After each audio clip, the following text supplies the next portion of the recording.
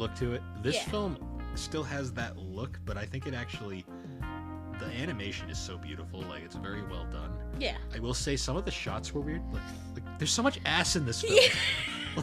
I think Bill said that like 50 times, but honestly, yeah, they like kept like showing like all the girls. Anytime you'd see a schoolgirl, it would like zoom in on her ass. I'm like, why? Yeah. Like, we don't need this. But also that gym teacher had a dump truck. There's also a scene where it's just like zoomed in on Joey's ass for no reason. I'm like, what were the animators on when they were making this film? They were on ass, I guess. I don't know. Acid. So yeah, it's shown that they're hanging out in school. They're getting ready for graduation. They're still talking about what they want to do in the future. And it's implied that. Also, Yugi's grandpa really has a punchable face. Lovely. I just saw his face and I was like, I just want to punch him. But yeah.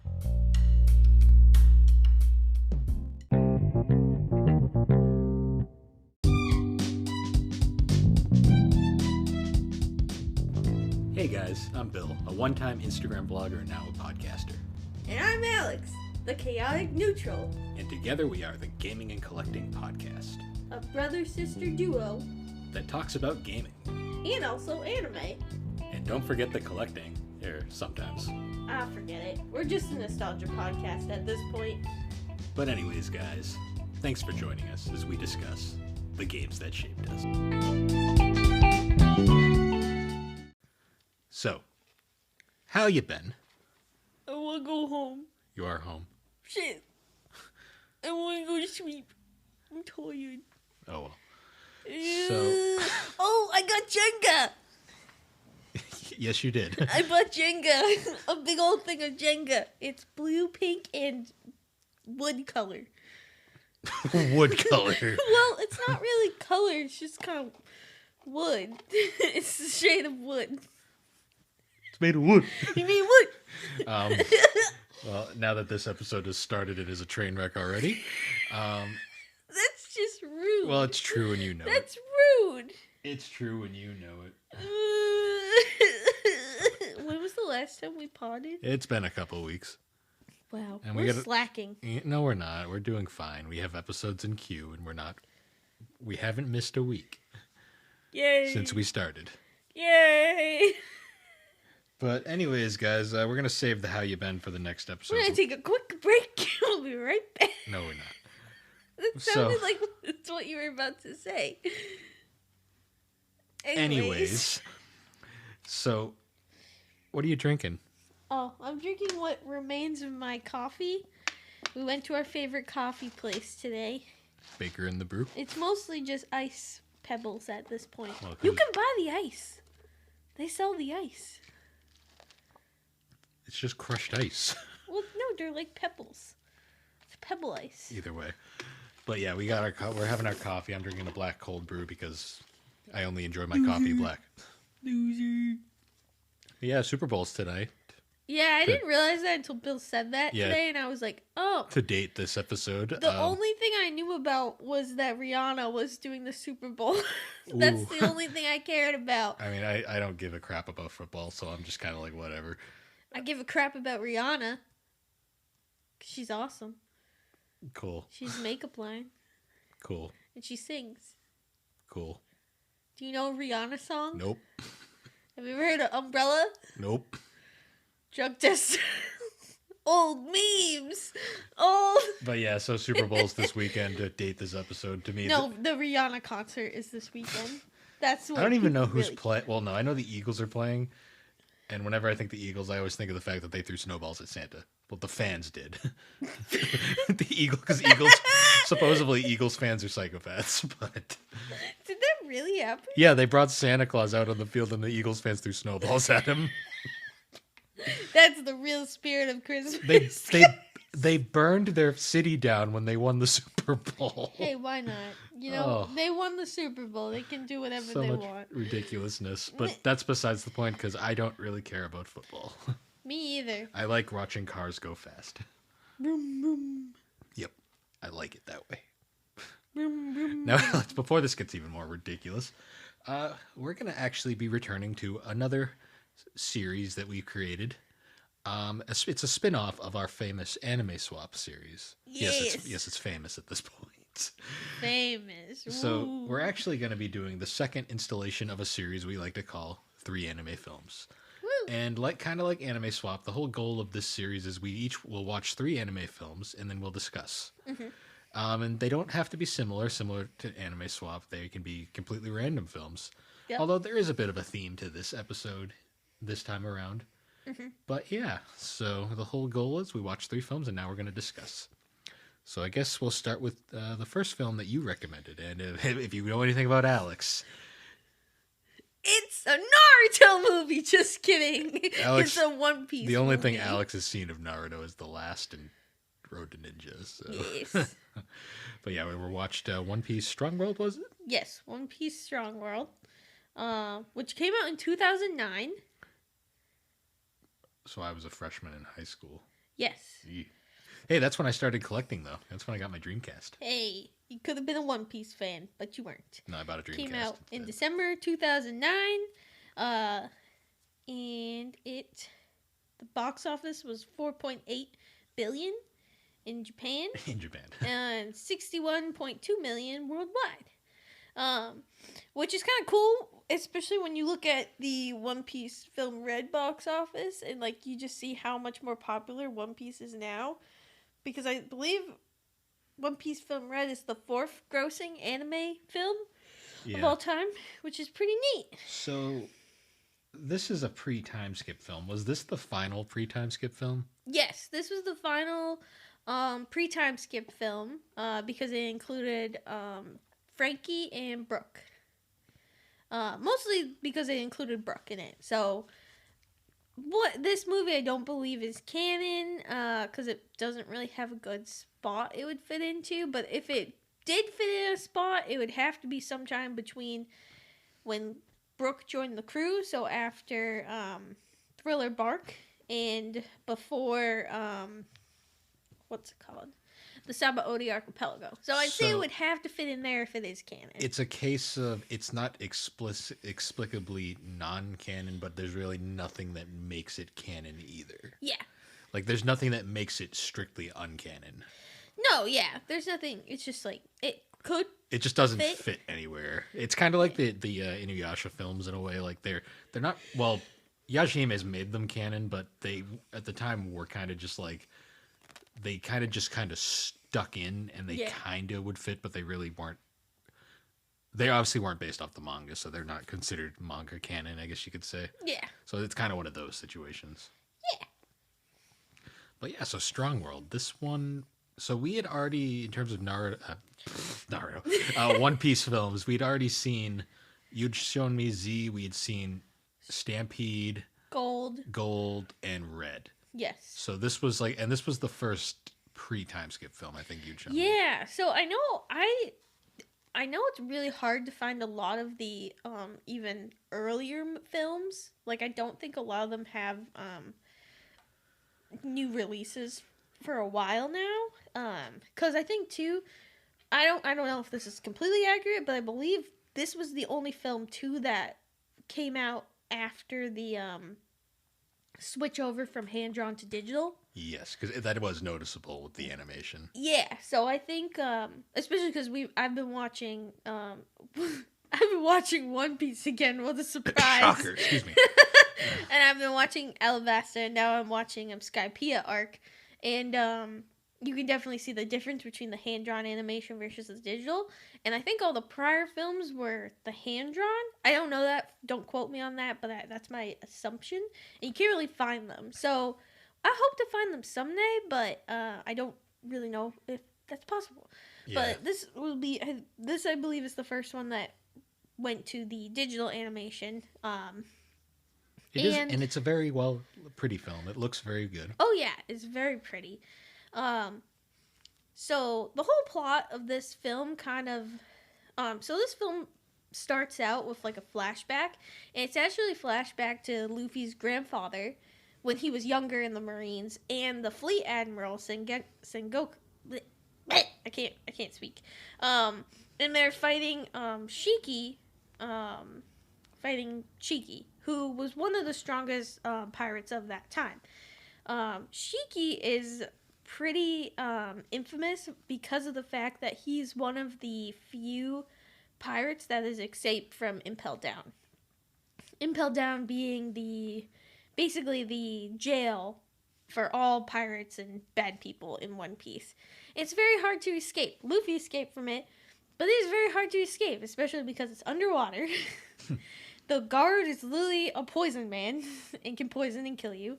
And it's like a torturous nightmare. So the fact that he escaped is pretty crazy. And then after escaping, he also attacked Marineford out of revenge and then escaped. So Shiki is canon. I don't know if the story exactly is. Yeah. So after that, it kind of shows, like, you can see that the Straw Hats have been separated because a lot of it starts with Luffy running around on the island. Yeah, the movie has kind of got like a hard open where it's just Luffy running around like a psychopath. Yeah. Luffy's running around on the island. And you're seeing all these, like, strange creatures that are oversized, overstrong, and incredibly, like, strange. And you're starting to realize, okay, this island is a weird island full of weird creatures. Got it. So all the Straw Hats are split up. And what happened was the Straw Hats were sailing on their merry way, and they ended up running into another pirate of a ship that was miraculously floating in the sky. Shiki has the power of, I believe it's the float fruit, so anything he touches can float. So Shiki ends up, they actually are sailing, and what happens is that Nami, because she's the navigator, she actually notices that a really bad storm is coming, so she warns the crew near them that, like, a storm is coming, you better move. And Shiki ends up listening to them, and of course they move, and then they actually get saved. Which then leads into Shiki kidnapping Nami. Of course. Because she's an excellent navigator, and none of his navigators realized that a really horrible storm was coming. So Nami gets kidnapped, the Straw Hats get split up, and they get split up on this crazy island that's like floating pieces inhabited with all these strange animals. Yes. And it kind of starts out where you're seeing, like, you see all the Straw Hats with their little groups. I believe Robin's with Frankie and Brooke. Chopper is with Zoro. And then Sanji is with Usopp. And then Luffy is alone. So they're all kind of everywhere. And then it kind of gets back to Nami, where Nami has been kidnapped and she's swimming around in a pool. Yep. Mostly fan service. That's mostly really a bunch of fan service. the only point of that scene, really. Well, it's also to be like, so Shiki is trying to get her to join his crew, and she's like, no, I'm not joining your crew. But Shiki keeps going, yeah, you're going to join my crew. And you're also introduced to his two little henchmen, Dr. Indigo.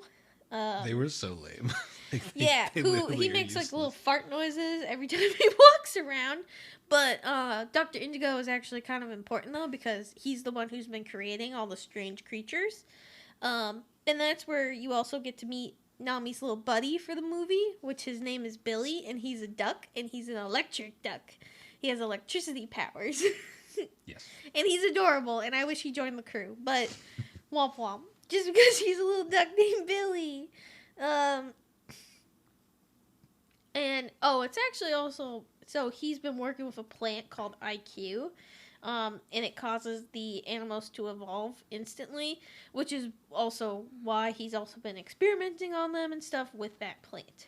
So Nami ends up, Nami and Billy end up escaping, and she ends up getting back to the Straw Hats. But during this meantime, the Straw Hats are all separated, but some of them end up in a village.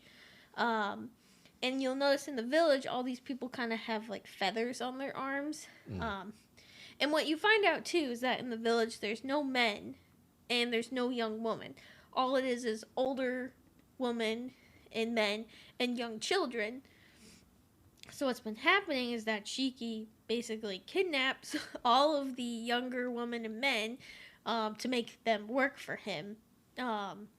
And all the villagers have to fend for themselves. And they're kind of like in this forced deal because there's these other trees that keep the evolved animals away. but it also like can poison people. So it's also making some of the people sick at the same time. Yep. Which is another plot line, and you kind of find out. So eventually, all the Straw Hats kind of meet up in this area, and they end up figuring out what's actually happening. But they also figure out what Shiki's plan is.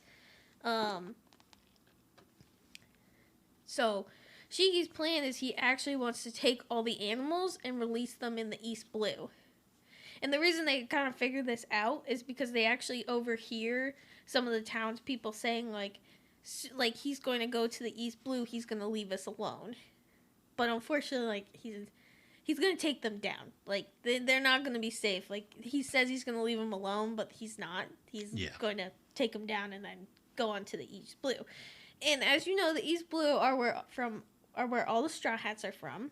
So their next mission is like, okay, we gotta either beat Shiki so he can't destroy the East Blue. So the crew gets a plan ready. But then, of course, Shiki comes in and attacks them, and they end up losing their first fight against Shiki, because they kind of underestimated him. So they kind of have to regroup, get back together, and then fight him again. And also, Nami gets kidnapped again. Well, not really kidnapped. It's more of she goes with Shiki in order to kind of help the Straw Hats. So he leaves them alone if she goes with them and says she'll join the crew. But she's not actually. She's kind of just doing this as a, I'm going to protect you guys so you can come back and save me kind of deal. So the crew kind of devises a plan.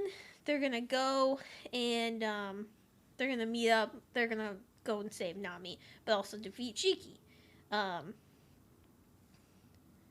So they end up fighting them again. They end up going into the base, kind of going undercover, and end up fighting Shiki. And the fight is actually, now that I'm like saying it out loud, I'm like, there really isn't a lot of plot to this movie. No, it's a lot of fights. There's a lot of really good fights, though. Like, especially Luffy's final fight with Shiki is actually really cool because, one, at this point, Luffy doesn't have Haki. He doesn't have Gear 4. He doesn't have...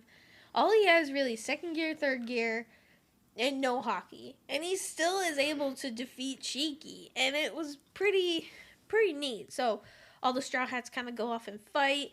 They end up rescuing Nami, and Nami actually got sick because of the poison from the trees that's like killing all the other people.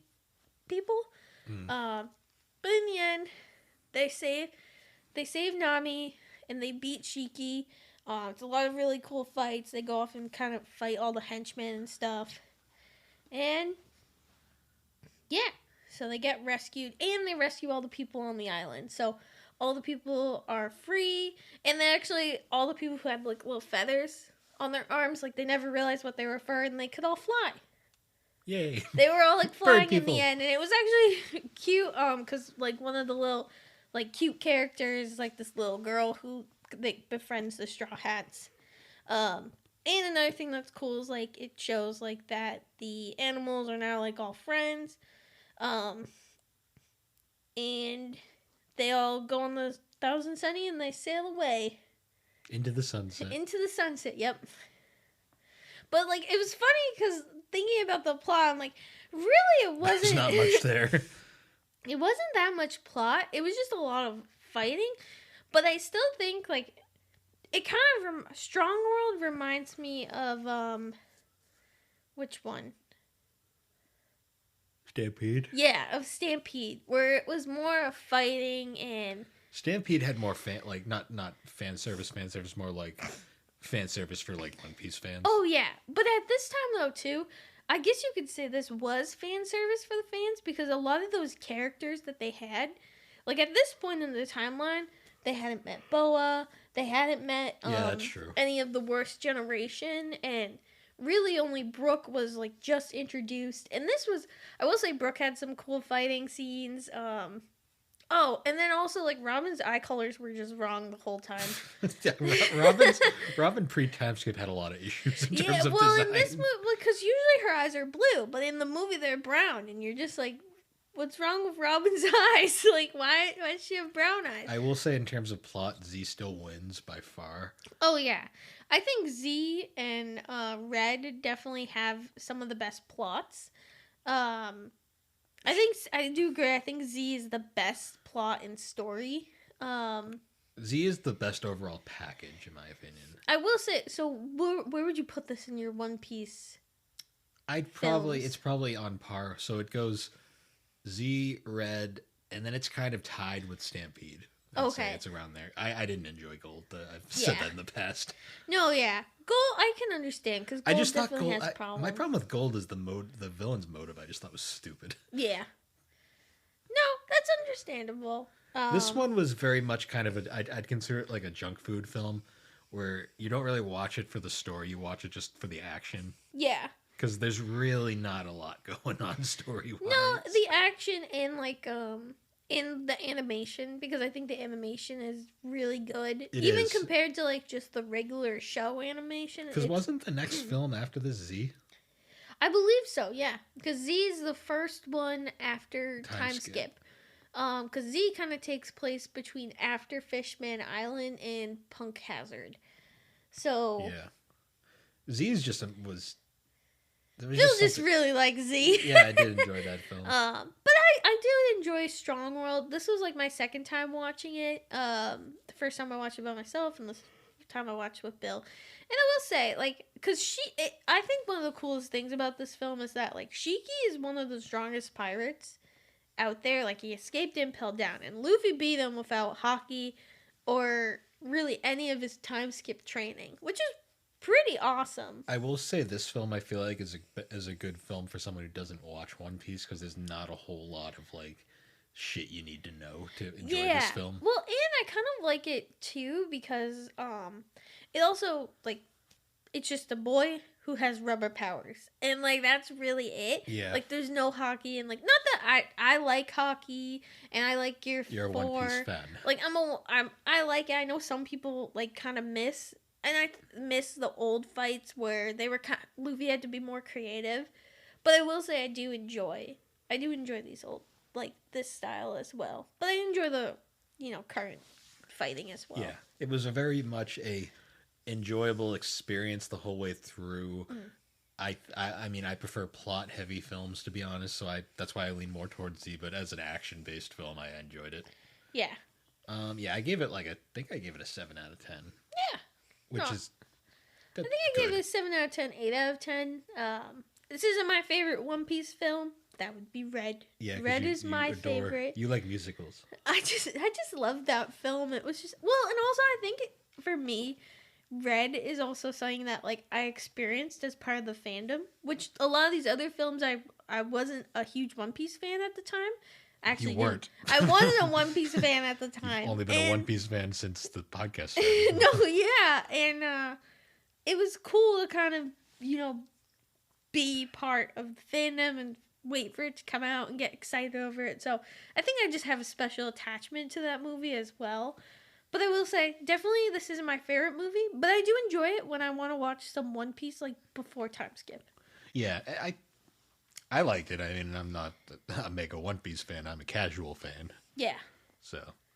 But yeah. So I'd say that was an interesting place to start. Yeah. And yeah, before we get into our next one, though, guys, we're going to take a quick break. And Did I really right talk back. for that long? Yeah. A little bit. All right. We'll see you guys in a bit. Bye.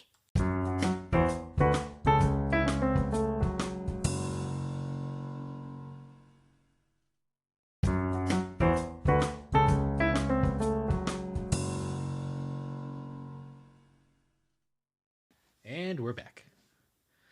So, the second... What the hell's wrong with you? I liked my intro better. Yeah, well, your intro could have gotten us a copyright strike, so... You don't like Buck Bumble? No, not that one. You don't like it. You hate the N64. I do, but I just love that there's a 10-hour loop on YouTube. Of course there is. With Barry B. Benson. Anyways, so the next There's film... naked people on your jacket. Okay. Anyways, I just looked behind you. It's your AFI jacket from the Body Store. Yes. Wow. Anyways, so moving on, the next film we watched before I was rudely interrupted was we actually went and watched the Fruit Basket's Prelude, which hiccup count, by the way. Yeah. The Fruit Basket's Prelude was interesting because when it was announced, a lot of people were it was a very split reaction, I'd say. Yes. Because a lot of people, newcomers to Fruit Baskets, you had a split camps. You had the people that had no idea what it was and were very much just like, ooh, more Fruit Baskets. Yay. You had the longtime manga fans who were kind of like, okay, they're going to be discussing this. And then you had the newbies who didn't really know anything but saw the plot synopsis and hated it just because of what it was. So let's be fair here. We're going to look at this completely open-minded. Yeah. That Japan has very different standards than America. Oh, yeah. And that the author also wrote this years before Yeah, because this was written back in, like... the mid-2000s. Yeah. Times have definitely changed by now. Yeah. Tremendously. So we'll give a little disclaimer warning on that one. Yeah. Before we cut into this. So the Fruit Basket's Prelude is essentially a prequel story to the Fruit Basket's 2019 anime. Yes. And it is based off of the final some of the final chapters in the Fruit Basket's manga. Essentially, this entire film is backstory and stuff that was cut from the original Fruit Basket's series. Yeah. So, because there was, as much as I appreciate the 2019 version of Fruit Baskets for actually covering the entire anime, it did cut out a lot of stuff, particularly this story and pretty much everything that had to do with Yuki and Machi. Which we were robbed by that because they are a very cute couple and they deserve better. Also, Machi's brother's girlfriend was just completely removed. Yeah. And that was another entire subplot. But besides that, this was the only other thing that the anime didn't include. So the Prelude is essentially the story of Toru's parents. Yes. Tofu Honda. Tofu Honda Civic. So this movie is weird, kind of, by how it's structured. Yes. Because the first, 20 minutes of this film is literally flashbacks. Yes. So, sorry, I just got distracted. I have, a little picture frame on my little side table where we're recording it, and I saw something on the couch, on the table, and then there was a tag on the back of it that I never took off, and the glue just said, never mind. Anyways, Yeah. I'm sorry for distracting, Bill. Well, that's just what this show is. But anyways, Hey, so rude!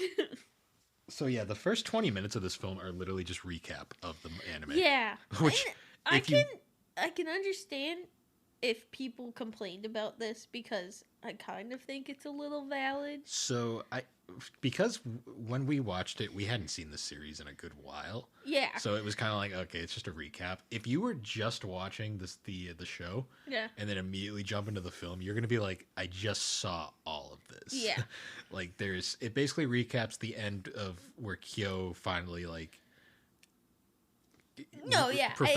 finally realizes his feelings. Well, it's for like Toru falls off the hill. Yeah, we get that again. We get to see her in the hospital, her running away, and then them finally falling in love and the curse breaking. I will say, though, I kind of agree with any of the negative comments that were like, this probably didn't need to be a movie. It could have just been 2 OVA episodes. Yeah, because this was clearly filler just to make a movie time. Yeah, to me, that's what it was. I mean, I appreciate the recap because I haven't watched Fruit Basket in a while. But it was also a heavily abridged recap. Yeah, and if I had just watched it, I would have been really annoyed. And, too, I would have been like, well, actually watching it, I was like, this is, they just needed to make this a movie length, and this is how they made it. Also, it has literally nothing to do with what the plot of the film is. It's just a recap of the end of the series. Yeah. And it's so I guess going from there, we should go into what the actual plot of this film is. Yeah. This film revolves solely around the story of Kyoko and Katsuya, Toru's parents. Yeah. And their relationship is uncomfortable for a lot of people. Yeah, especially in the early beginning because, I mean, you can see that is she in high school or middle school? She's in middle school still. Yeah, so it starts around with Toru's mother, Kyoko, who is a delinquent. A delinquent in middle school. And her parents also kind of suck, though. Well, all the parents in this show suck. Yeah, parents.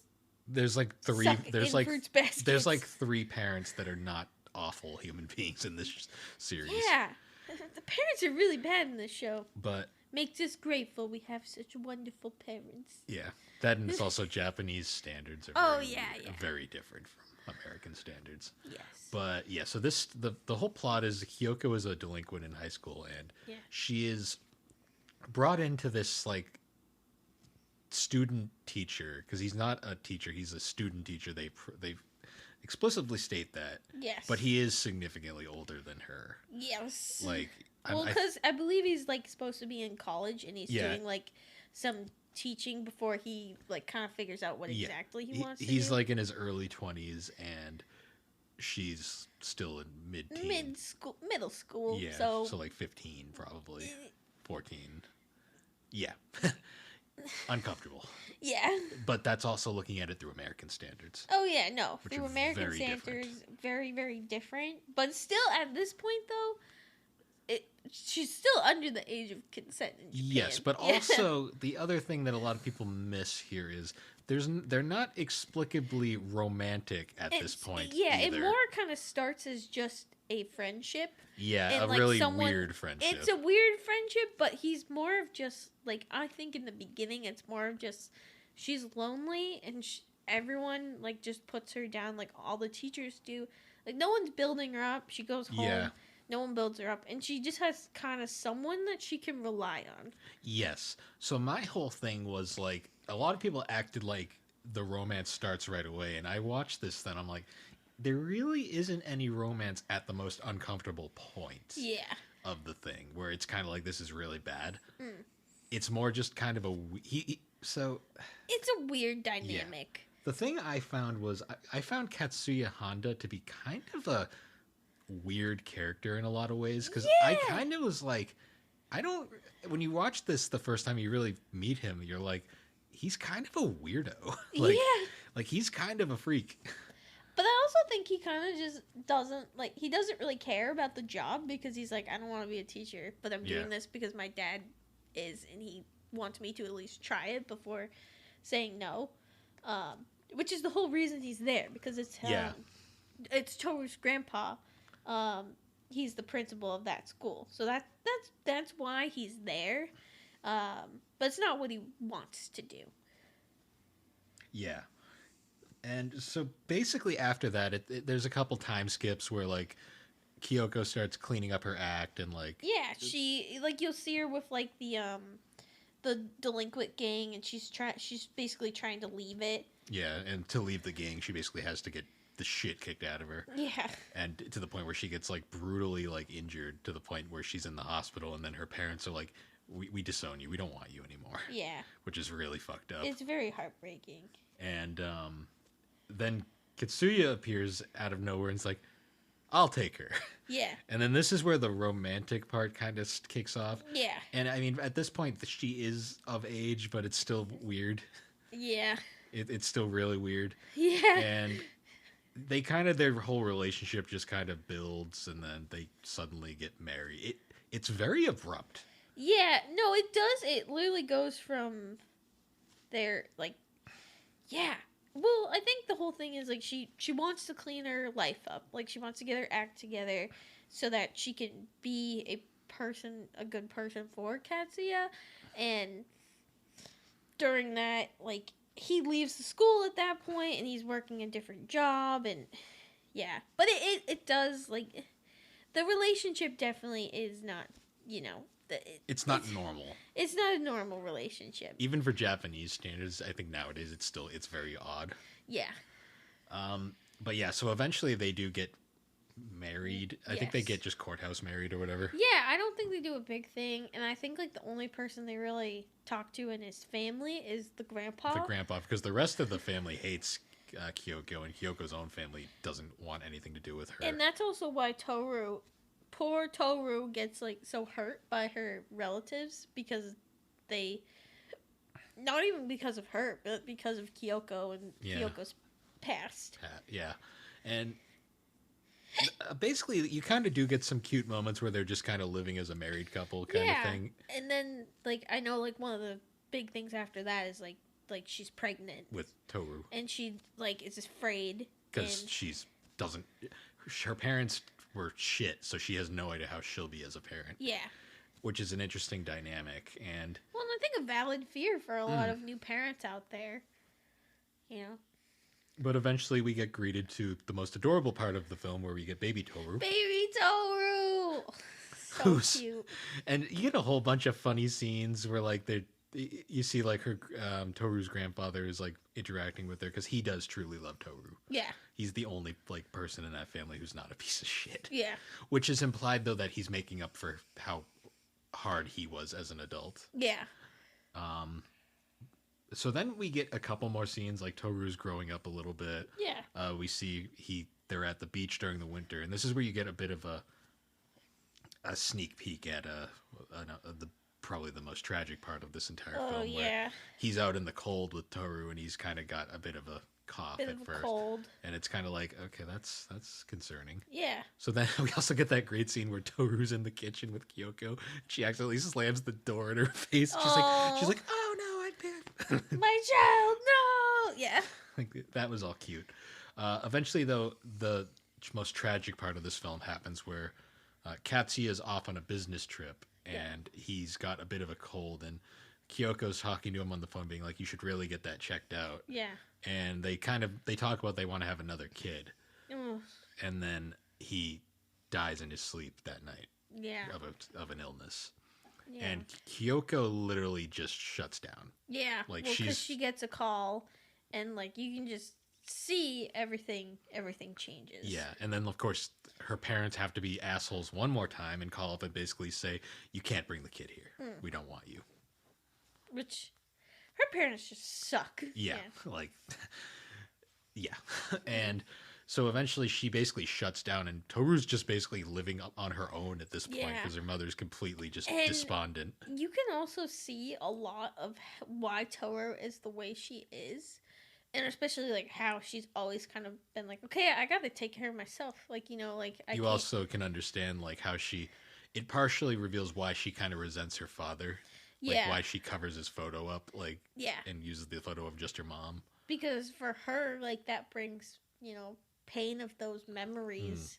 But it also is why her mannerisms are the way she is. Because Toru barely has any memories of her father, and her only real memories of the way how he spoke, and that's why Toru has that interesting mannerism to her, because she uses that to snap her mother out of it. Yeah. Because her mother at one point I think it's implied she's about to kill herself. Yeah. And she sees a mother in her child, and it kind of snaps her back to realizing, wait a minute, I have a kid. Yeah, like, I need to get my life back together. Yep. And then the film kind of wraps up after that, where it then, of course, flashes back to Kyoko's death. And Kyo's, like, trauma. Yeah, from that. Because you got to remember, too, Kyo and Kyoko actually met before. Yeah, when Kyo was a kid, and then Kyo knew who Toru was. Yeah, but he didn't. He knew her, but he never met her. Yeah. But then, so the film kind of ends, the main plot ends there. It's a very quick, like, it's surprising how... it didn't need to be a movie. No, it really didn't. They should have included, like, the Yuki Machi stuff and, like, other things. Yeah. But then we get the one part of the film that everyone universally loves, where we get this we get this specifically made for the film basically added section where it's a short little thing where you see Toru walking down the street with all her groceries that she just got. Yeah. And she runs into Kyo, and it's essentially implied that they're now engaged and they're living up in the mountains, and it's the most wholesome, adorable thing ever. Very, very cute. And it's funny because Toru is she's a rice ball. Yeah. And she's that adorable character that she is. Yeah.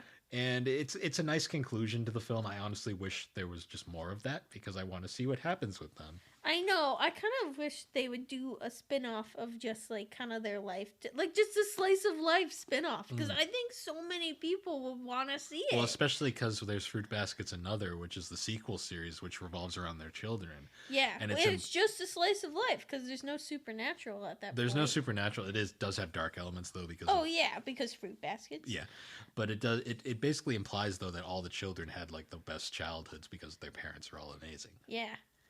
Which is a total opposite. And I would love to see that animated, please. It would be nice. There's not enough real content for a series, though. Yeah. Well, I just wish there was a little, even if they were like 10-minute shorts of just little snippets of Toru. And like, even like we go into everyone's lives of them just being happy. And like, I want it so bad. I just want to see happy Toru and Kyo. Like, because. Just happy all of them. Happy every all character of them. is great. Yeah. Other than the ones that were pointless, like the monkey, but that's besides the point. Hey, the monkey they all deserve it. They all do. Shut up. Shut up, Bill. What about Shigeru's manager in the noose? OTP. No, those two are together. Oh, I thought you said the noose. No, you remember her No, manager? I thought you were saying like Oh, no. one true pairing of Well, manager X noose. That's one of the most dark scenes in the show, and it's completely played for laughs. Yep. But yeah, so Fruit Baskets Prelude, it's hard for me because I love Fruit Baskets, but this movie is really pointless in a lot of ways. No, I mean, and I agree because I love the series too. I mean, you've become a much bigger fan than I am, but I remember watching the series when the first one that came out, and I was a huge fan of that, and I was so happy that the new one came out. But I will say, this could have just been an OVA. This didn't need to be. This could have been episodes in the series, honestly. It really, well, that's what I'm saying. Like it didn't I feel need like to the be series a movie. was rushed to be complete because I feel like they could have added all this stuff in to make it a full movie. But I just think it didn't need to be a movie. That's my personal. I enjoyed it. I'm happy it exists, but at the same time, I'm like it was a little pointless. And my favorite part was the Toru. last The last 5 minutes is of the best part of the film. Yeah. But Well, that and Baby Toru for like and a Baby few Toru. scenes. That was fun. until it gets dark. Yeah. Because Fruit's best. Because it gets dark real fast. Oh yeah. Oh man, it does explain a lot though, and it is interesting if you've never read the manga. Sorry. If you've read the manga though, this film's kind of like, oh, we get to see this animated. Yeah. The controversy itself surrounding it, I'm kind of in that camp of like, you have to look at it with the mind that Japan is very different culturally than America. And it was written at a very different time. Yeah. Not saying that any of it's not okay. At this point, like it really isn't. But it was written To be at a fair different though, time. the romance aspect isn't really when No, even a thing when it's at its most uncomfortable. It is, so. yeah, it isn't. But still, just disclaimer. Yeah. Watch at your own comfort level. So what I'll say is, like, do you need to watch this film to understand the Fruit Basket's plot? No. No, not really. It's really if you just want more backstory on Yeah, or you want to just see Kyo and Toru at the very end. Yeah. You could probably find that clip on YouTube though, or something. Maybe, or somewhere. Or somewhere. I'm sure it's around. It's somewhere. But anyways, so yeah, I gave this one. My fanboyism wanted to give it a 7. I think it's a 6 at most. I gave it a 5. Yeah. I will not just in a lot of it. I gave it a 6 for that 5-minute ending. Yeah. 10 out of 10 for the ending, but the first 20 minutes were pointless. That look of pure joy on Toru's face when she sees Kyo is like the most wholesome thing in that entire movie. It is, but remember, the first 25 minutes, pointless. Well, yeah, the first 25 minutes of this film are pointless. The middle section is dark. Yeah. But Okay. also yeah. Yeah, and then the last, Last 5 minutes are is great. chef's kiss. Yeah.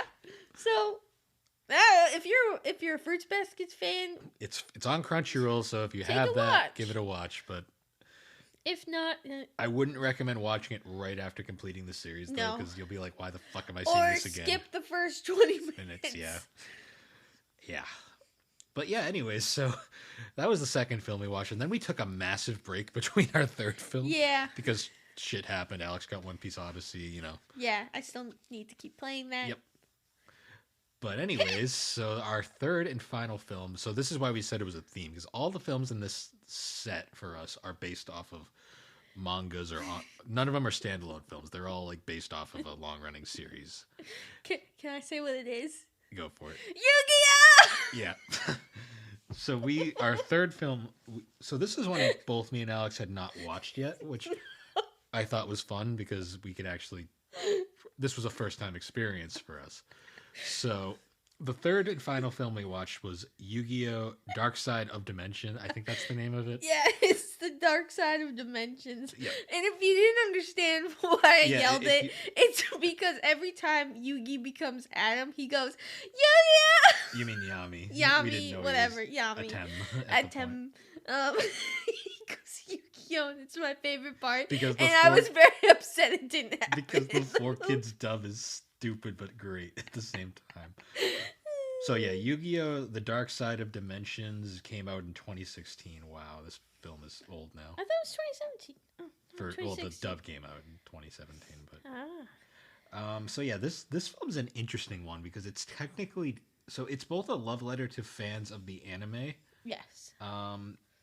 But it's also kind of based off of the manga itself as well. Yes. So it's essentially a follow-up to the end of the original Yu-Gi-Oh! Series. So it takes place after like Atem and Yugi like split up and before GX. Before GX, and it's after the Millennium items are like sent into the tomb, and Atem finally is set free. Yeah.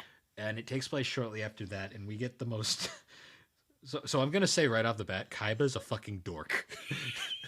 He really is. He is such a loser. And I think he was in the show too. He was, but this movie really shows that this guy needs a life. This guy really is a dork. So basically we get some exposition when we start, and it shows that Kaiba is looking for the Millennium items again because he is such a loser that he has to he can't let go of the fact that he never beat Atem. Yeah. Or Yu-Gi-Ami, so yeah. He's basically like, I need to get the puzzle back so I can fight him one more time, blah, blah, blah. Yeah. And at the same time, there's this group of, I forget what they were called. They were called, like, the... They were a group of... they were kind of like they were a group of disciples of the character Shadi from the series, the guy who had the Millennium Key. Yes. And they we'll get into it later why, but they're essentially after... At first, it's implied they're after Atem. Yeah. Because we only really know about the puzzle. The Kaiba's trying to get the puzzle. Yeah. So we see they're searching, but they haven't really found anything yet. It's then later brought like over to Yugi's group, who are back in school because you kind of forgot during this series, but they are still high schoolers. Mm-hmm. And it shows they're basically all just getting ready for their graduation, and they're hanging out at school. And I will say this anime is very pretty, like, oh yeah, especially compared to the animation of the actual show was very edgy, angular, and not the most attractive in my opinion. I mean, it looked fine for what it was, but it had a very kind of look to it. This film still has that look, but I think it actually. The animation is so beautiful, like it's very well done. Yeah. I will say some of the shots were weird. Like there's so much ass in this film. Yeah. I think Bill said that like 50 times, but honestly, yeah, they like kept like showing like all the girls. Anytime you'd see a schoolgirl, it would like zoom in on her ass. I'm like, why? Yeah. Like we don't need this. But also that gym teacher had a dumb truck. There's also a scene where it's just like zoomed in on Joey's ass for no reason. I'm like, what were the animators on when they were making this film? They were on ass, I guess. I don't know. Acid. So yeah, it's shown that they're hanging out in school. They're getting ready for graduation. They're still talking about what they want to do in the future. And it's implied that... Also, Yugi's grandpa really has a punchable face. Lovely. I just saw his face and I was like, I just want to punch him. But yeah, it's like how like Tristan's supposed to be going to work in like his father's business or whatever. Factory. Taya wants to go overseas. Yep. This film also the dub uses all the American names, so we're just gonna be going with those. Joey wants to become a professional duelist. And what does Yugi want? It's never stated, but it's implied. It's pretty much implied he's going to be a duelist Yeah. because he's probably one of the greatest in the world. Yeah. But we get that, and then we cut to there's this other student who has ridiculous hair, so he must be important. Yes. And that student is being bullied by these kids, similar to how Yugi was bullied Yes. back in the early series. And Joey decides to defend him because Joey's a good guy. But then it's later shown that those bullies are going to meet the kid again later. And then it's implied that this kid isn't normal. No. He's actually one of those cloaked figures that we saw earlier. Yes. And he has the ability to essentially snap people out of existence. Yeah, the plot of this is basically Endgame. And he is Thanos. Just kidding. No, it's not. It's not that strict, but yeah. So that happens, and it's implied. We immediately find out. Oh yeah, this guy's kind of dark. Yeah. So then we get another scene of the gang hanging out in the food court of the mall, I guess. Yep. And then it's shown. So this is where it gets confusing at first because you're kind of like it's implied that they're after Yami. Yeah. But and then you also realize it's more because they keep saying like the power will go away if if the Pharaoh returns. Yeah. So that kind of makes you think they're after Yami, but they're not. they ain't.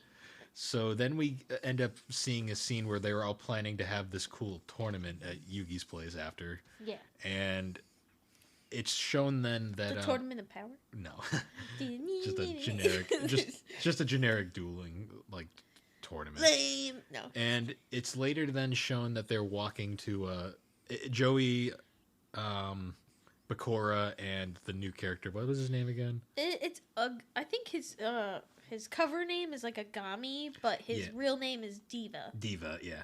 They're walking to Yugi's place, and suddenly in the middle of it, the guy Diva reveals his true colors, and he's basically after Bakura because, shocker, he's not mad at Yami. Oh, but you also forgot though, before this happens though, Seto flies his stupid Blue Eyes White Dragon jet, which just looks so fucking dumb, to Egypt.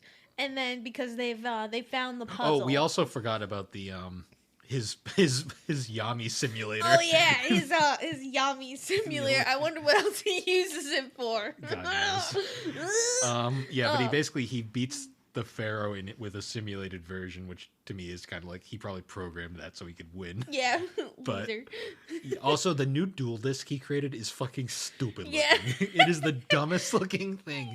It's like this headset robot arm thing, and it's dumb. It's just so they could have flashy like battle graphics for the movie. Very flashy. Also, what was fun about this film was they actually showed the real cards, not the stupid 4Kids fake cards. Yeah.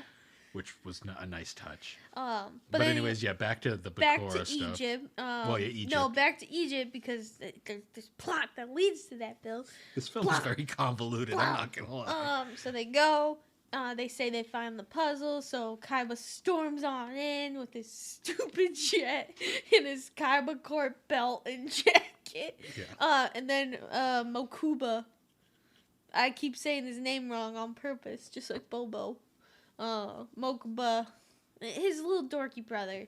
No, the one who's more sane than the older brother. Yeah, no. He's the bigger dork. What are you saying? This is my theory.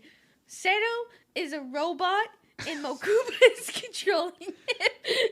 Because sometimes he talks like a robot. Seto Kaiba is a robot. That's my fake theory. Anyway, so they're in the temple, and they recover all the pieces of the puzzle, and it's in like this stupid locked chamber. Yeah, and they're about to airlift it out, but then of course Diva and his gang shows up. Which he magically appeared. One of the things he's like is, "You were just in Domino City. How did you get here? We just saw you on camera." And he's like, "I got the magical power. I got this magical box thing that lets me do shit." Yeah. But yeah, so there's a confrontation there. He challenges Kaiba to a duel because everything in this world revolves around fucking Yu-Gi-Oh cards. Yes. And Kaiba actually wins because, of course, he does. Yes.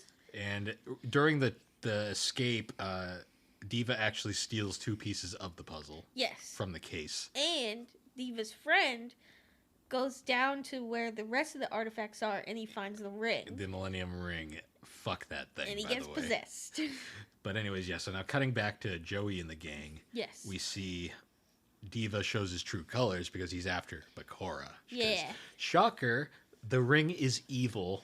Yes, and Bakura's dad Is a weird fucker. he's kind of an asshole. Yeah, he is. Like, So we kind of get more backstory on Bakura, where it's implied that Shadi had rescued all these children from slavery. Yeah. And he was kind of like a mentor to them. Yeah. And while he was there, they were talking about the Millennium items because by this point, most of them had been sent off to other people. Yeah. Like Pegasus had the eye by this point. The rod and necklace were with Merrick's family. Yes. The only ones left were the ring and the scales because no one gives a fuck about the scales. Yeah. But Bakura's dad shows up because he's after the ring, and he basically he's offering money for it, but Shadi's like, you can't just buy it, but if you really want it, you can grab it and see if you're worthy of it. Yeah. Spoiler warning: he's not worthy of it. Not worthy. But Bakura is. Yes. Because the ring, Bakura is essentially a reincarnation of the evil spirit of the ring. And that ring really likes its host. Yeah. And it fucking merges with him. Yeah. And basically Yami Bakura is a fucking evil bastard. Yeah. And he kills Shadi. And as Shadi's dying, he basically tells Diva to protect the block or whatever. And Diva misinterprets it as he's got to take revenge. Get revenge. Which it's not. Even though Shadi wouldn't want that. Yeah. And we're also missing, this whole time there's this other character named, I think her name's Sarah. Oh yeah, his Sarah. little sister. Yeah. Who's kind of more the voice of reason in this whole mess. And for the most part, she's just been like, this is not what Shadi wants. Stop it. And he's like, no. So after this flashback, Diva basically snaps Joey out of existence to get rid of Joey for a few minutes. And then it cuts back to Yugi chilling at his place getting his deck built when Sarah shows up. Yep. And essentially is like, you need to stop this. And she essentially gives him one of the pieces of the puzzle that was stolen. Mm-hmm. Basically letting him know, the puzzle's back. Yeah. Meanwhile, Kaiba's up in his fucking space elevator. Yes. He's got a space station with a legit space elevator. Yes.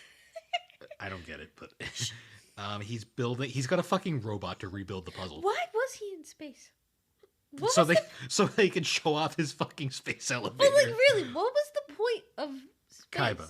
But there was no point. I'm thinking about it now. There's no point he's in space. Kaiba. It has no plot relevance. Kaiba's a loser. Yeah, I can tell. But yeah, he's trying to rebuild the puzzle, and shocker, it's missing 2 pieces, and they can't.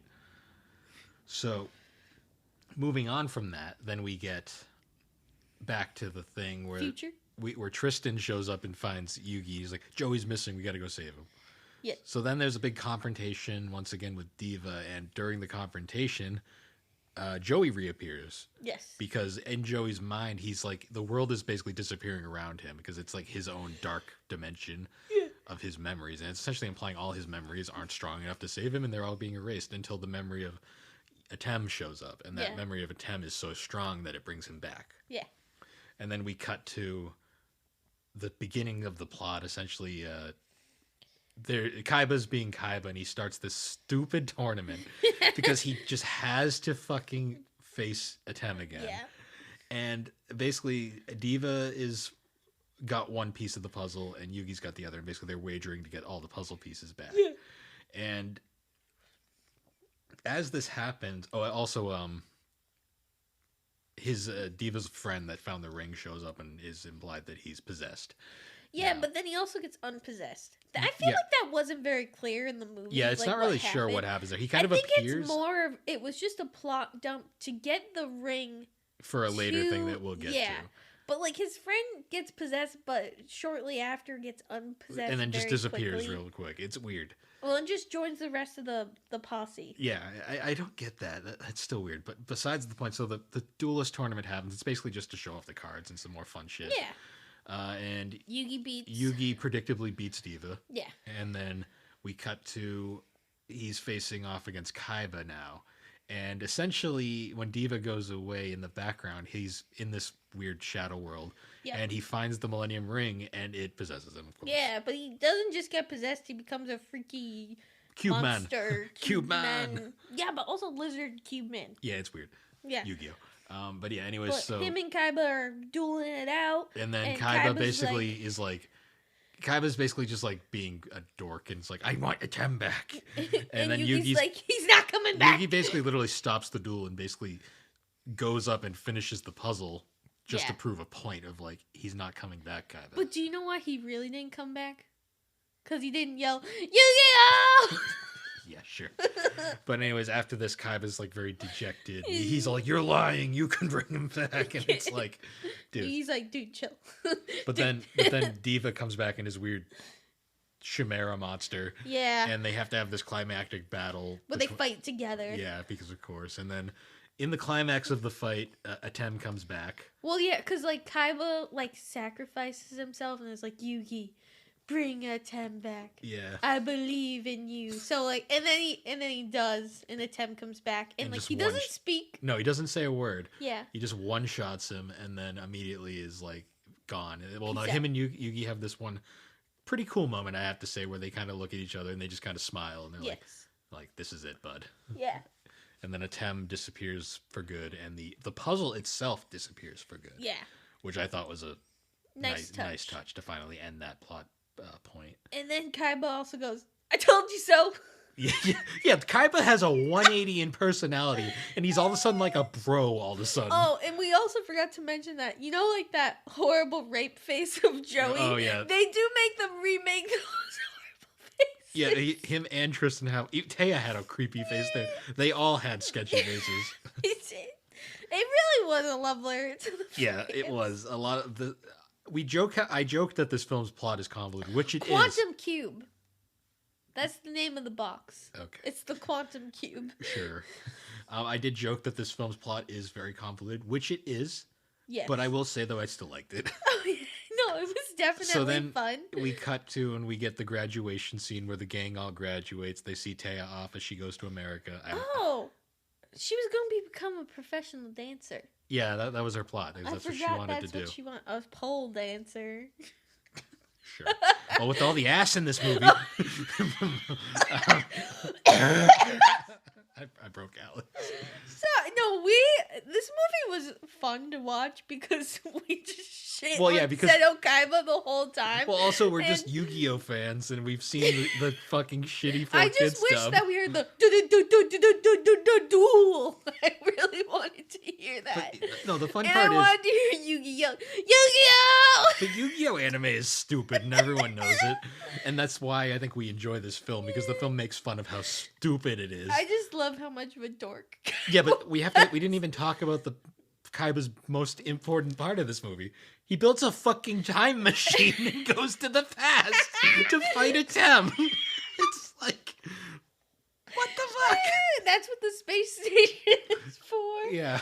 And then we were joking. I was like, so who do you think Yugi shipped with the most?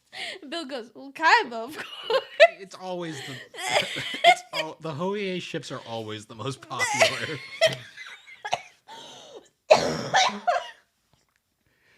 But anyway, we had a lot of fun watching this movie. We got to preface. This is a great movie. Like, I enjoyed this movie. Honestly, out of the 3 that we watched, this one was my favorite. Well, just because we both had zero expectations, and this movie is entirely meant to be stupid because it's based off of a very stupid anime to begin with, which is funny because the Yu-Gi-Oh manga is actually excellent, but that's here nor there. What was funny to me though, well, actually no, not funny. What was amazing to me was they actually got back the entire 4 Kids cast. Yeah. Because I think the remains of 4 Kids is now just a division in Konami, which literally just dubs Yu-Gi-Oh now. Yeah. But they got like all the original actors back. Like Dan Green was back as Yugi and Yami. Eric Stewart was back as Kaiba. Like all of them were back. Like the Joey's Brooklyn accent voice was back. Oh yeah. And the second. Oh, at one point, Joey professes that Kaiba needs to get him a new pair of pants because he shit his pants. So for yeah, that also for the happened. rest of the movie, Joey had poop in his pants. Sure. That is my also Taya does fucking nothing in this movie. Yeah, she really, honestly, she's there for the fan service because they did draw them a lot more fan servicey in this movie. I will say. I don't know. They were always kind of fan servicey. Yeah, but I feel like it was more emphasized in this movie. But there was no like sexually explicit stuff. It was just like a lot of butt. Yeah. and Yugi's punchable grandpa. Sure. Just at the end, like when they're all waving at Tay, I'm just like, I think I just go, his face is so punchable. Just Lovely. knock him out. But yeah, so I like this film a lot. This one was my favorite of the three that we watched, honestly. It's so funny though, comparing this film to the original Yu-Gi-Oh movie, like the one that was in theaters. Yeah. That movie I remember going to see with our mother, and she fell asleep during it. Poor thing. I hope there's a director's cut where every time they say duel, they put the duel. I wish there was. Or just Yugi just goes, Yu-Gi-Oh! Every time. Hey, the credits did end though with the Yu-Gi-Oh! 4Kids theme, which was great, with a remix of it, and it was awesome. And then was there an after credits scene? No. We've zoomed forward and it just ended, and you were like, oh, disappointment. Disappointed. But yeah, I really did like this movie though. It was really good. I gave this one an 8 out of 10, honestly. I did too. Yeah, and definitely a love letter to Yu-Gi-Oh! Fans, though. Yes. And it was a great way to cap off the original series, which is still my favorite because I never got into, like, I kind of watched GX. I never watched 5Ds. I watched all of GX, and I watched all of Yu-Gi-Oh!, but I didn't watch anything after that. Yeah. I've heard it's still pretty good, but the card game is so fucking complicated now, I just can't get into it. But yeah, so these three were fun. Yeah. I definitely will rate, if I was going to rank the three, it'd be Yu-Gi-Oh!, Dark Side of Dimensions, One Piece, Strong World, and then Fruit Basket's Prelude was there. Yeah. I didn't hate any of them, but I will say if I was going to watch these again, I'd definitely watch Yu-Gi-Oh! Again. I would definitely watch Strong World again. Maybe not. I would watch I would skip the first 20 minutes of Fruits Baskets and then watch it. I'll just skip to the end, watch the 5-minute ending, and then be good. Be good. Yeah. Get my wholesomeness up, and then peace out. Yep. Yeah, but I enjoyed the three though. Oh, you should just screen record it on your phone, and then just screen record those last 5 minutes. Yeah. So whenever I'm depressed and need some wholesomeness, shit, I'll just watch the last 5 minutes. And then you don't need to watch the rest. It's perfect. Exactly. But yeah, so I look forward to the next films we do because I feel like next time we're gonna do standalone films probably. Yes. But yeah. So anyways, guys, once again, thanks for joining us on the Gaming and Collecting Podcast. The Gaming and Collecting Podcast can be found on all your major podcasting platforms, particularly Apple Podcast and Spotify. You can follow us on Twitter and Instagram, and if you want to find all of our links, they're at Linktree / The Barber Who Games. But anyways, guys, until then, we will see you all next time. Seto Kaiba is a big-ass dork. He really is, and there's a ton of ass in that movie. Yu-Gi-Oh! Bye. Sorry for breaking your eardrums.